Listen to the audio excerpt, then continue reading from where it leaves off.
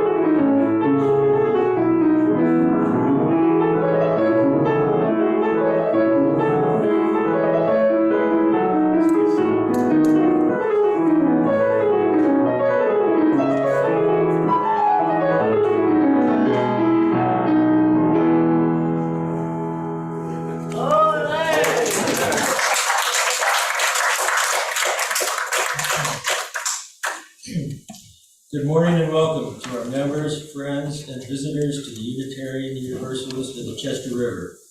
Our mission is to support all those who seek spiritual well-being. My name is John Ramsey, your service leader this morning, joining our in-house speaker, Annie Lavin, who will present a sermon entitled, "Change is Gonna Do You Good." And that's not just because I'm up here.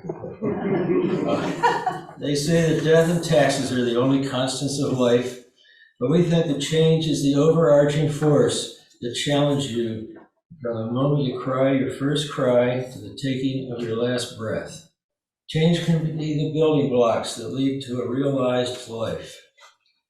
We are grateful for our accomplished musician, Michael Casey. And thanks to the tech team, I think we're missing someone up there. and Annie, who, and Diane, who did the coffee today, and Sydney, I believe, was the preacher. So we have some announcements.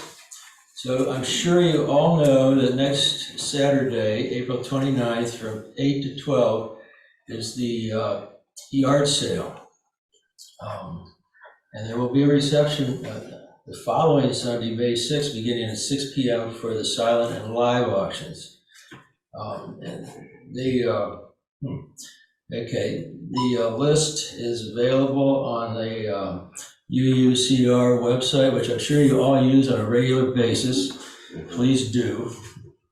And your auction reception host forgot that the next Sunday is a remote service, so today and at the yard sale are the only in-person days to sign up for the bringing of food and drink for the silent and live auctions. So please sign up in the lobby when you can and contribute what you can. You may also email or call Jackie Mathwick. We will need help after the auctions are over to clean up and get everything put back in place for the service the next day. If you can help us with this, we greatly appreciate it. Many hands make light work. Also, the last announcement, summer will be here before we know it. Our traditional summer discussions will begin June 4th. So start thinking about leading the discussion, and a sign-up sheet is on the whiteboard in the hall, in the lobby for you to, sign up and volunteer, please. So, okay. So now let us begin with the chalice lighting. And the words are in the order of service. A little different. They're a little different this one. As John lights the chalice, let us say together, we light this chalice in honor of first steps, for remaining even when the path ahead is unclear, for the courage it takes to trust that we're able to reveal itself, that light will come to clarify our vision, that friends will be by our side. May the words, songs, stillness, and the common breath of this hour remind us that every step of the way is never one to take alone. Annie and I will now read the poem Thresholds by Arlen Roth. We cross them every day from room to room, from outside to inside and back again, from here to there, from anywhere to everywhere, from age to age. Each threshold offers an opportunity for change, for renewal, for transformation, from what we were and what we are to what we can be. In this hour and in this place, we cross a threshold from our day-to-day everydayness into space and time attuned to the other, the sacred to the holy, into an awareness of new life pregnant with possibilities. How will we be renewed in this moment? How will we be changed by this hour? How will we be transformed through this gathering of beloved community? Come, let us worship together.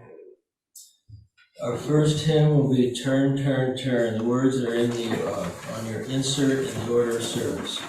Michael Williams.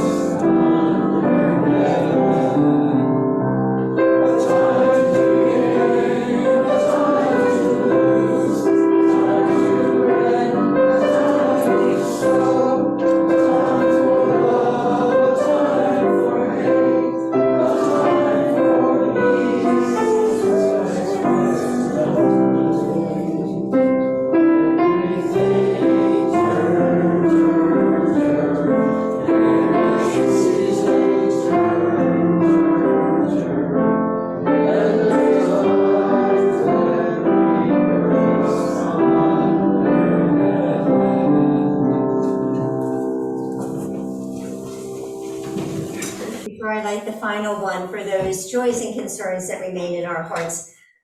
Most of us, or many of us here, remember when that dear little boy used to come to service with Diane and Kevin, and you talk about a seed being watered and flowering, and under their loving care.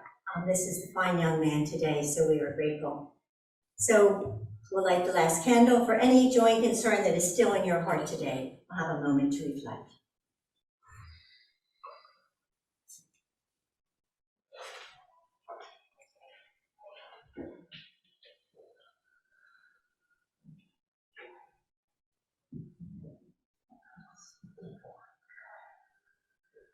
Blessed be. And now is a time for the offering, a time to support this place that is dear to so many of us, a place of memory and hope, for we are now the keepers of the flame.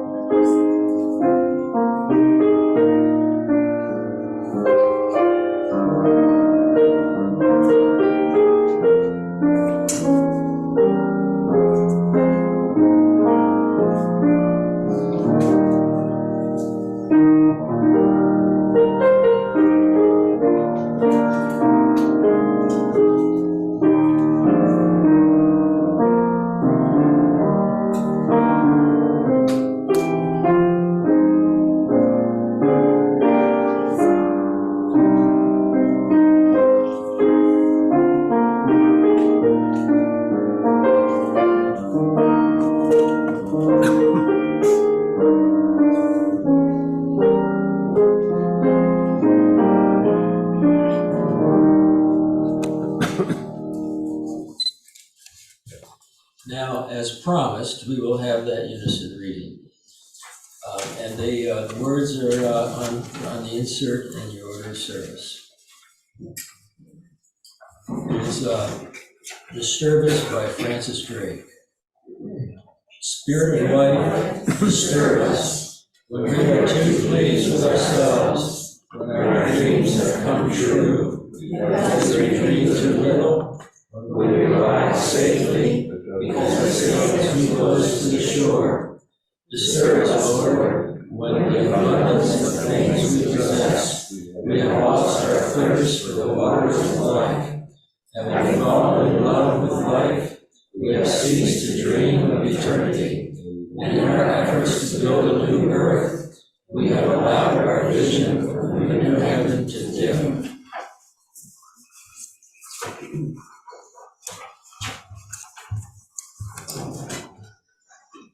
And I will now read the excerpt of Vellum by Robert Fulghum, who you may know as the author of All I Really Need to Know I Learned in Kindergarten. Americans, it is observed, prefer definite answers. Let your yea be yea and your nay be nay. Yes or no, no grays, please. In Indonesia, there is a word in common use that nicely wires around the need for black and white. Vellum is the word, and it means not quite yet.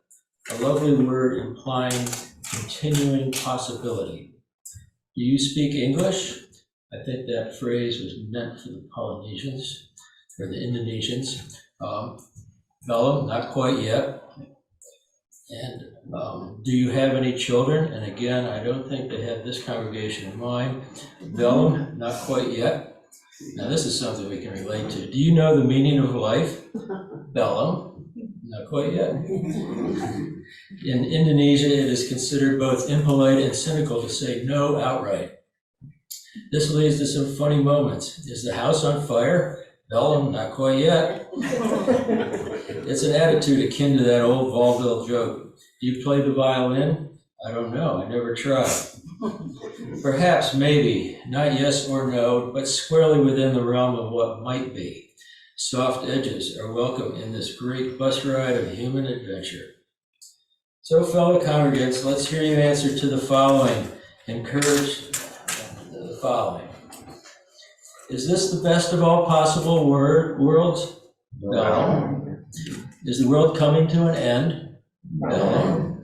Will we live happily ever after? No. Have we learned to love people, even the ones we don't like? No. Have we learned to live without weapons of mass destruction? No. In some ways we don't know, we've never tried. So I'll reword it to read, is it possible to think that someday we might try to live without weapons of mass destruction? No. Just never, never say no. As long as there's hope, we'll keep trying. And now we can have the sermon from Andy. A change is going to do you good. Some of the stories in today's sermon may seem familiar if you were here some years ago and I gave a similar talk on change. But some things are worth repeating and worth hearing again and again, and I think this is one of them. It was Reverend George Ward from Bull Run UU Church in Manassas, Virginia. I don't even know where that is. This sermon of his, a number of years ago, was shared in a lot of the different pulpits at the time. I had heard it in Southern Maryland and thought I'd bring it to this congregation. Now, all of this happened a pretty long time ago, around 2006, when this podium was a brand new gift from Tom Kerr, Betty Kerr's husband, who crafted it with his sweet hands, gave it to our faith community.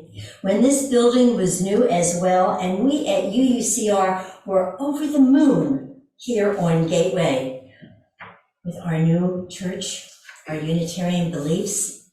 We had no idea what lay ahead and how change, the topic this morning that never gets old, would continue churning up our lives in the years to come.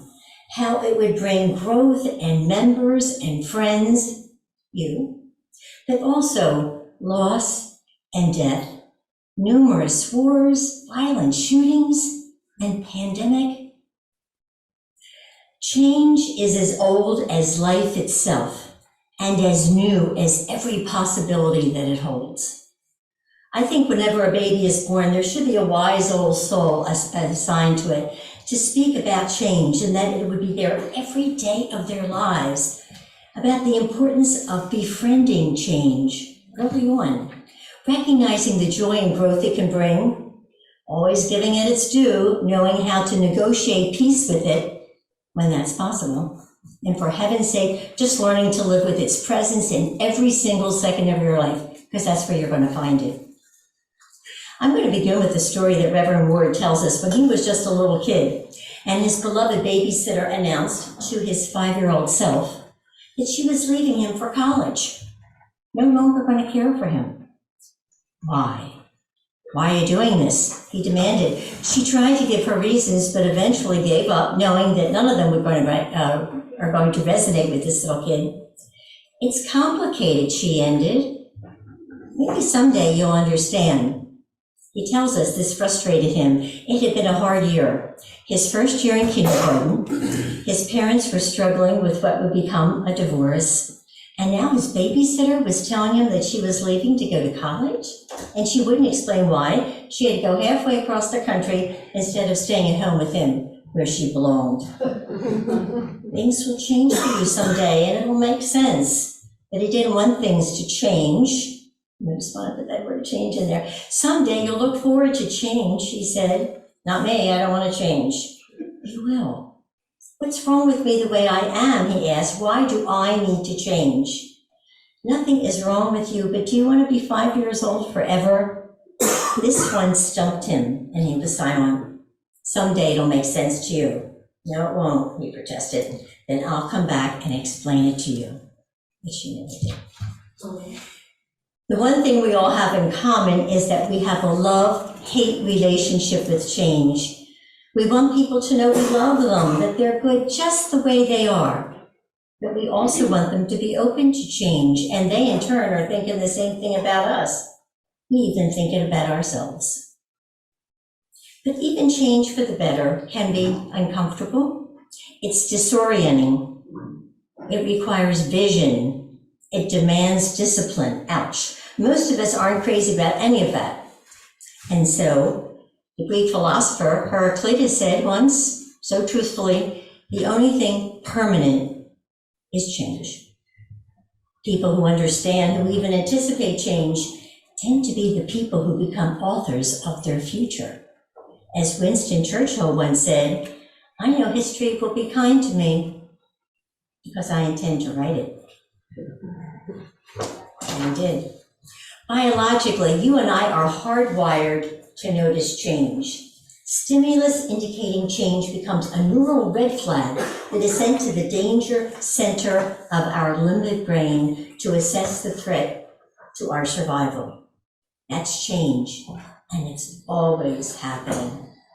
The natural tendency for many of us is to resist it. People will sometimes ask you, how are you coping with the changes? We brace ourselves for change. The only time people recommend change is when they notice that we look terrible and they say, a change will do you good.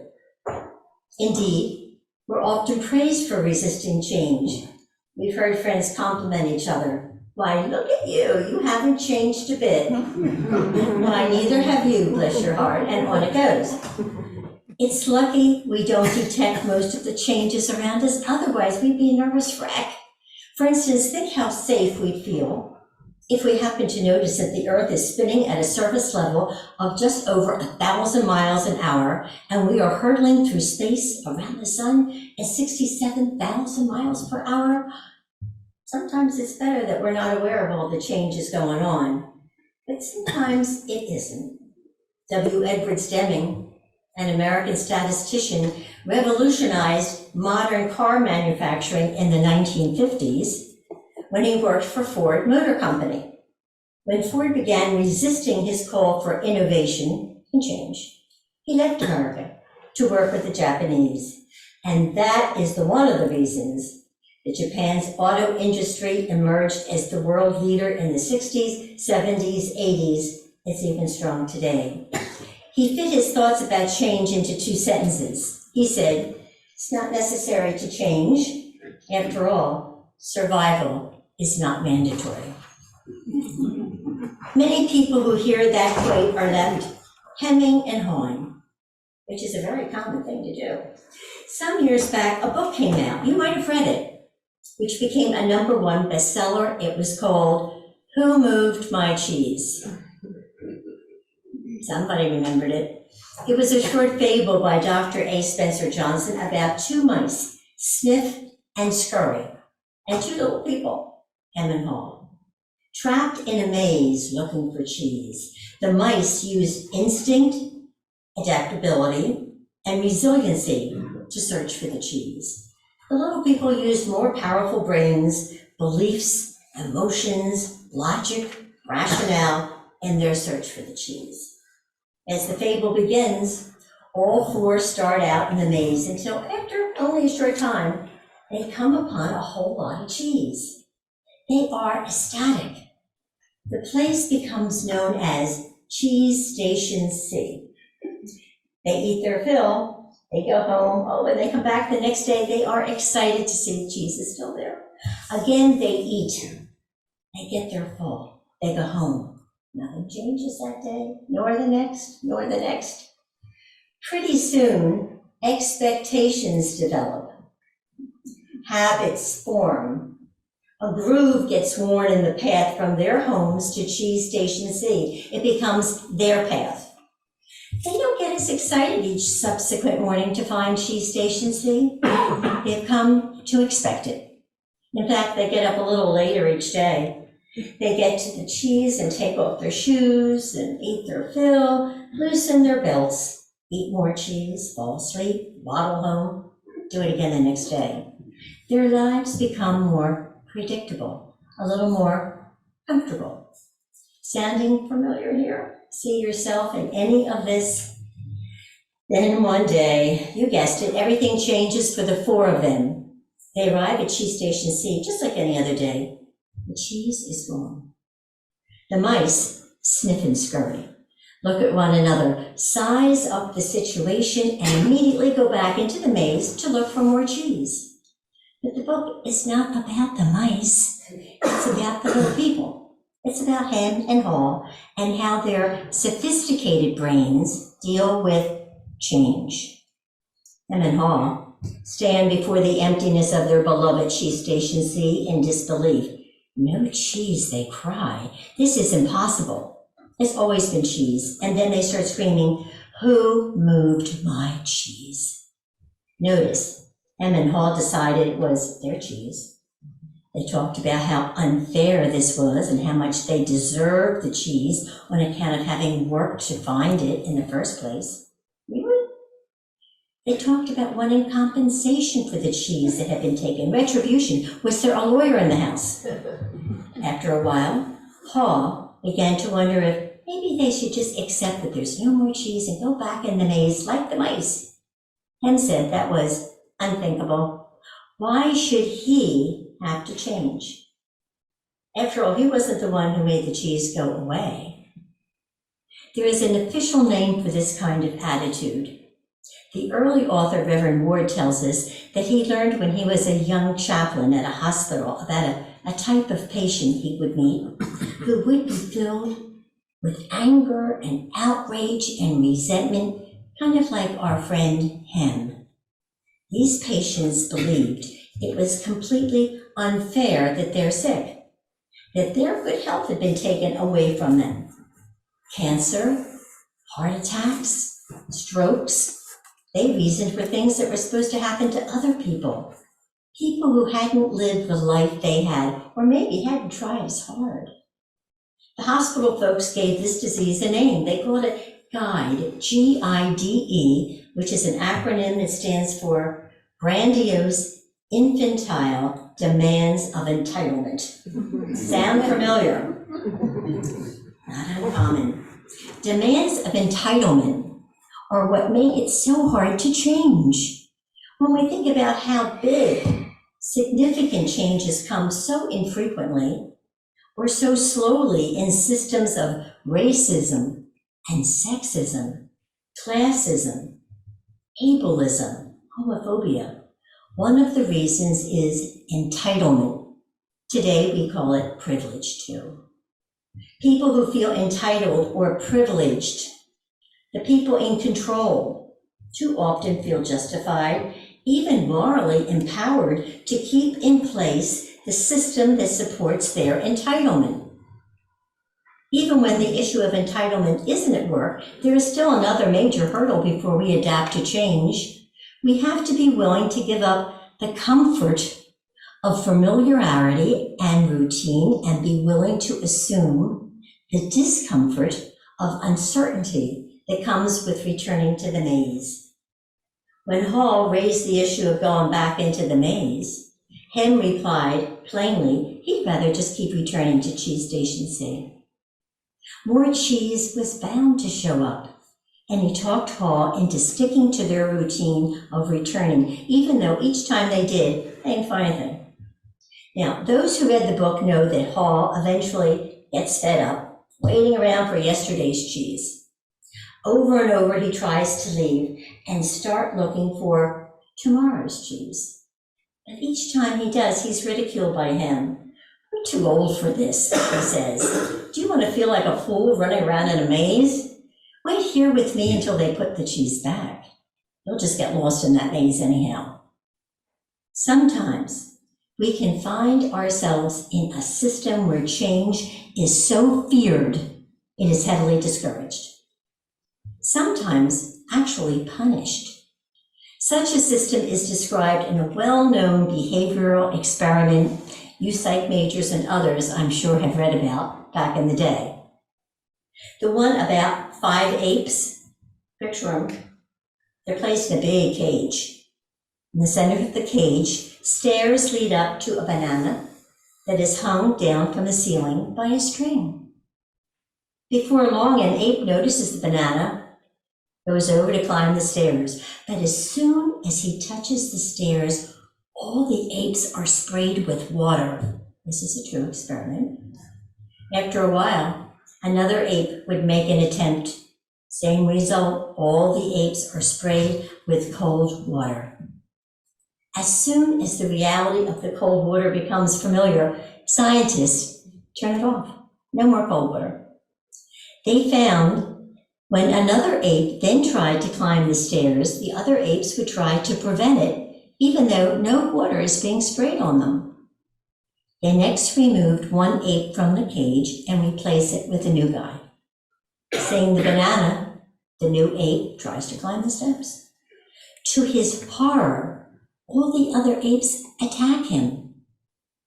After another attempt and another attack, he knows if he tries to climb the steps, he's going to get beaten up. Next, they remove another of the original 5 apes and replace it with a new ape. The newcomer goes to the stairs. He's attacked. The previous newcomer who just got there takes part in the punishment with great enthusiasm. Again, one of the original apes is replaced with a new one. The new one makes it to the stairs and is attacked as well. 2 of the 4 apes that beat him up have no idea why they're not permitted to climb the stairs, or why they're participating in the beating up of the newest ape. After finally replacing the 4th and the 5th original apes, now all the apes who have been sprayed with cold water are gone. Nevertheless, no ape ever again is allowed to approach the stairs. After a while, none of them even try, even though none of them has ever been sprayed by water. Why not? Because that's the way it's always been around here. Take a breath now, stay with me. I have 3 questions for you. Who moved your cheese? How are you dealing with change? Why are we talking about change at all? Okay, here's some reasons. Think of your lives and the gazillion changes you've faced over the years and still facing personally and in every community and organization you're a member of, including society in general. You know, even moving from adolescence to young adulthood, going through middle age to become a senior can be difficult work. Lots of change. A new way of being in your world. It's a new way of being in your body.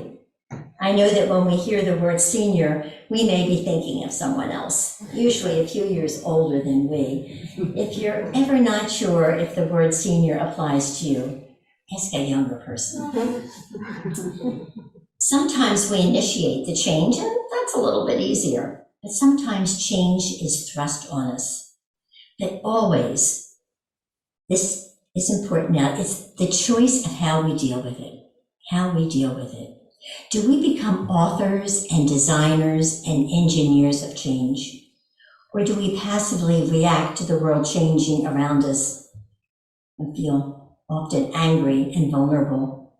We might even resist the change. Change is everywhere. Look around you. Look at this community. Is there anyone here today who wasn't here a year ago?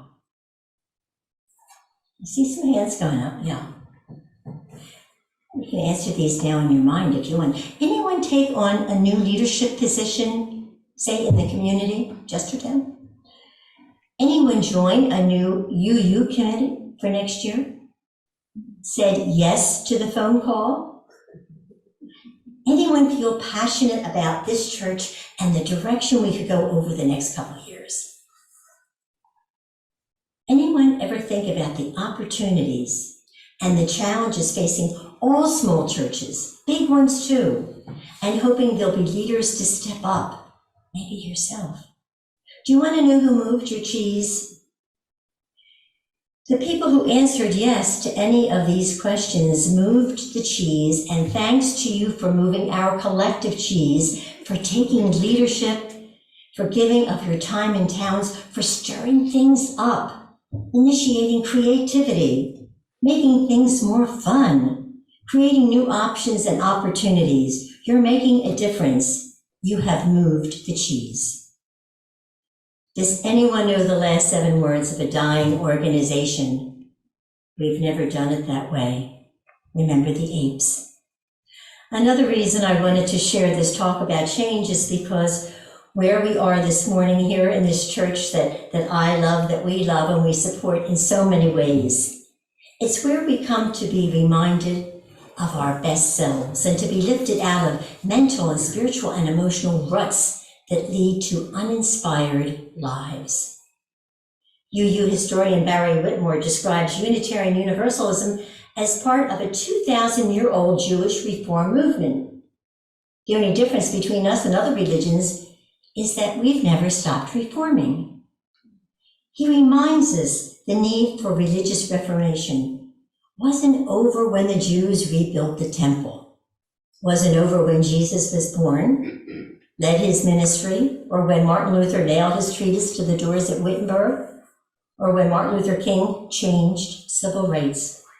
It won't be over until when we are asked if we have finally learned to choose love instead of fear, we can answer in one unified voice, Bellum, remember John's talk. Maybe not a firm yes, maybe more a not quite yet, but we're working at it, and we won't stop until the goal is reached. Just notice our outreach and our worship and our many committees and how we're doing that right now. You and I are about the work of finding tomorrow's cheese as time marches on, because none of us want to remain a 5-year-old kid like Reverend Moore talks about. We have decisions to make about our today and our tomorrows, about our lives, and building a multicultural, beloved community, which is the foundation of what we are. With each new person who walks through those doors, comes into the sanctuary, becomes a Unitarian Universalist. This faith of ours changes, and as it changes, we do too. May we all be open to this change of being shaped and reformed always into our better selves. And lastly, perhaps our greatest hope as we construct the vision of our own lives and our collective life is that no one who knows us now will ever come back in a month, a year, 10 years, and hand us that worn down compliment, oh, you haven't changed a bit, because they'll be oh so wrong. May it be, blessed said. Amen.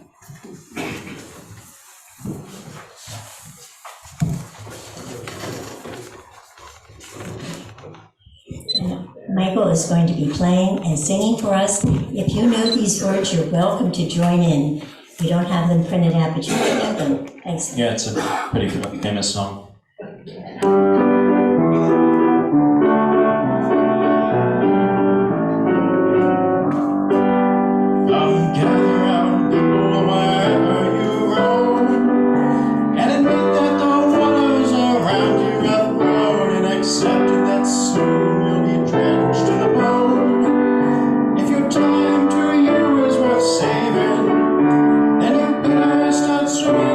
Sing like a stone, for the times they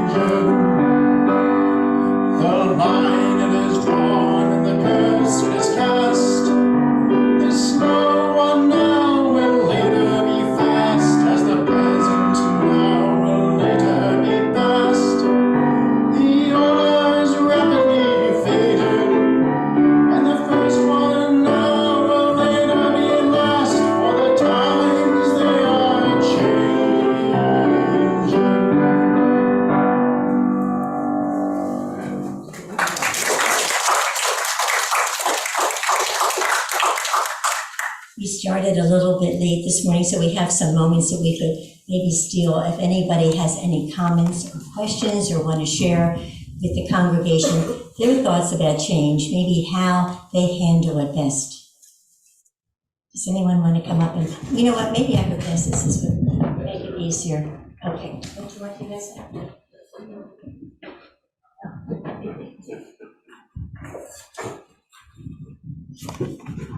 Well, we have to adapt and change, but the other thing we need to do is stick to basic principles. The wisdom is not whether to change, whether not to change, but what to change and how. And the 7 principles we have on the back of this need not change. We need to have ways to implement them with other change.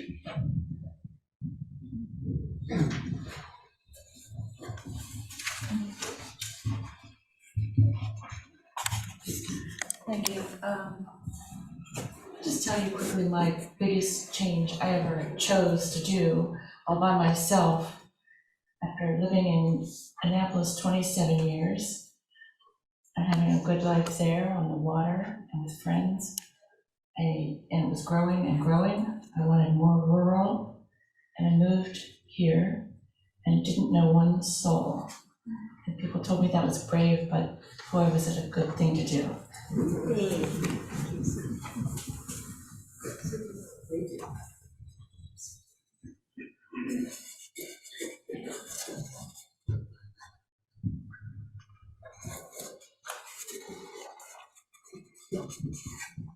I find that I've made a lot of changes in my life where I made a decision, like when it time to decided to go to grad school. I took myself, my single mother self, and my 5-year-old daughter, and moved to Corvallis, Oregon, all by myself. When I think of it, it's kind of crazy, but I realized that the choices where I chose to make a change is much easier to deal with. And say when something at work got changed, it was like, how do I deal with this? So that's just an observation.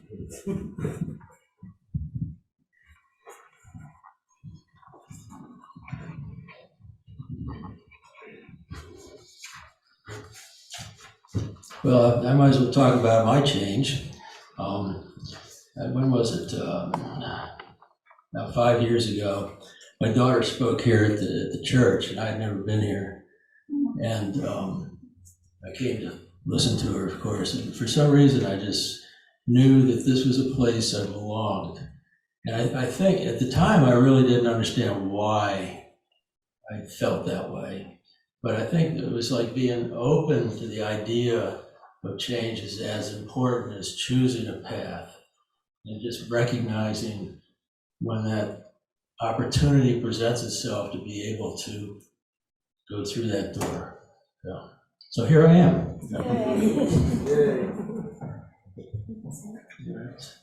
And we all wish you could change.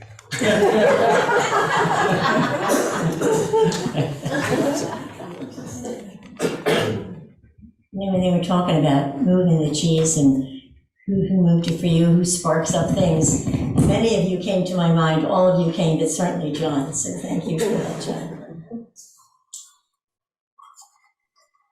Shall we do yes. closing words? Closing words. We're going to, Andy and I will be reading It Couldn't Be Done by Edgar Guest. Somebody said that it couldn't be done, but he with a chuckle replied that maybe it couldn't, but he would be one who wouldn't say so until he tried. If he worried a bit, he hid it. He started to sing as he tackled the thing that couldn't be done, and he did it. Somebody scoffed, "Oh, you'll never do that. At least no one has ever done it." But he took off his coat and he took off his hat. And the first thing he knew, he'd begun it. With a lift of his chin and a bit of a grin, without any doubting or quit it, he started to sing as he tackled the thing that couldn't be done, and he did it. There are thousands to tell you it cannot be done. There are thousands to prophesy failure.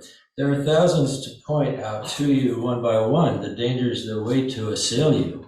But just buckle right in and a bit of a grin. Just take off your coat and go to it. Just start to sing as you tackle the thing that cannot be done, and you'll do it. The end. And as with change, I don't think there's anything that's ever done. There's always something more to say. And so have this from Shel Silverstein, who I'm sure most of you know who he is, great author, songwriter, singer, poet. And by the way, one of his books, The End of the Sidewalk, has been banned by those who don't want children to think too deeply about things. So hopefully that ban will not be put in place forever. You mean where the sidewalk ends? Thank you. Thank you. Yes. What did I say? Never mind. The sidewalk. It's close enough. Very good. Thank you. So this is from Shel Silverstein. Listen to mustn'ts, child. Listen to don'ts. Listen to the shouldn'ts, the impossibles, the won'ts. Listen to the never haves, then listen close to me. Anything can happen, child. Anything can be. And one final little thing. This is sort of pokes fun at the underbelly of the male ego. So it's from the Red Green Show, if you've anyone is familiar with that. Yeah. It's the Possum Lodge Man's Prayer. I'm a man, but I can change. If I have to, I guess. Now we will extinguish the chalice. The words are in your order of service. Extinguish the flame, but not the light of truth, for one with community, or the fire of commitment. These are carry our hearts until we meet again.